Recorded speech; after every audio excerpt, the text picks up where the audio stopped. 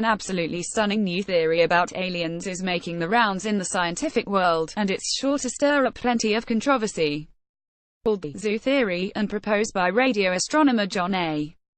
Ball from the Massachusetts Institute of Technology, it posits that aliens exist but are avoiding contact with humans. Ball believes that aliens probably exist and are likely much smarter than humans, but they may not be powerful enough to totally take over the universe.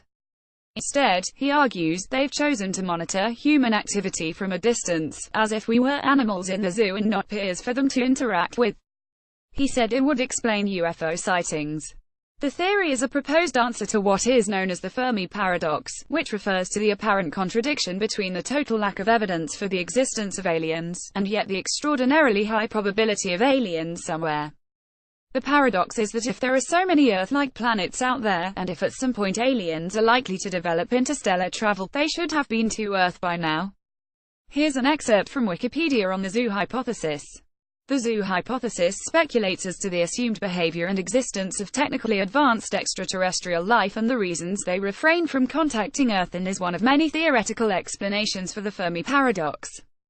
The hypothesis is that alien life intentionally avoids communication with Earth, and one of its main interpretations is that it does so to allow for natural evolution and socio-cultural development, avoiding interplanetary contamination. The hypothesis seeks to explain the apparent absence of extraterrestrial life despite its generally accepted plausibility and hence the reasonable expectation of its existence. 1. Aliens might, for example, choose to allow contact once the human species has passed certain technological, political, or ethical standards. They might withhold contact until humans force contact upon them, possibly by sending a spacecraft to planets they inhabit. Alternatively, a reluctance to initiate contact could reflect a sensible desire to minimize risk. An alien society with advanced remote sensing technologies may conclude that direct contact with neighbors confers added risks to oneself without an added benefit. The zoo hypothesis assumes first that a large number of alien cultures exist, and second that these aliens have great reverence for independent, natural evolution and development. In particular, assuming that intelligence is a physical process that acts to maximize the diversity of a system's accessible futures. 2. A fundamental motivation for the zoo hypothesis would be that premature contact would, unintelligently, reduce the overall diversity of paths the universe itself could take. These ideas are perhaps most plausible if there is a relatively universal cultural or legal policy among a plurality of extraterrestrial civilizations necessitating isolation with respect to civilizations at Earth-like stages of development. In a universe without a hegemonic power, random single civilizations with independent principles would make contact.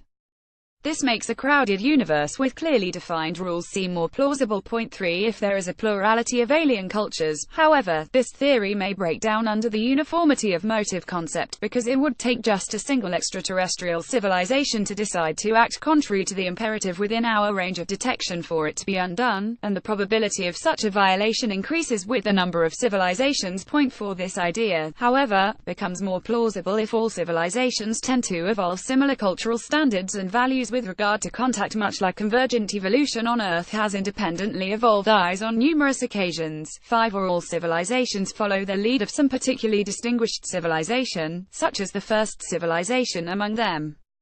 With this in mind, a modified zoo hypothesis becomes a more appealing answer to the Fermi paradox. The time between the emergence of the first civilization within the Milky Way and all subsequent civilizations could be enormous. Monte Carlo simulation shows the first few inter-arrival times between emergent civilizations would be similar in length to geologic epochs on Earth. Just what could a civilization do with a 10 million, only 100 million, or half-billion year head start? 7. Even if this first grand civilization is long gone, their initial legacy could live on in the form of a passed-down tradition, or perhaps an artificial life form dedicated to such a goal without the risk of death. Beyond this, it does not even have to be the first civilization, but simply the first to spread its doctrine and control over a large volume of the. If just one civilization gained this hegemony in the distant past, it could form an unbroken chain of taboo against rapacious colonization in favor of non-interference in those civilizations that follow. The uniformity of motive concept previously mentioned would become moot in such a situation. If the oldest civilization still present in the Milky Way has, for example, a 100 million year time advantage over the next oldest civilization, then it is conceivable that they could be in the singular position of being able to control, monitor, influence or isolate the emergence of every civilization that follows within their sphere of influence. This is analogous to what happens on Earth within our own civilization on a daily basis, in that everyone born on this planet is born into a pre-existing system of familial associations, customs, traditions and laws that were already long established before our birth and which we have little or no control over.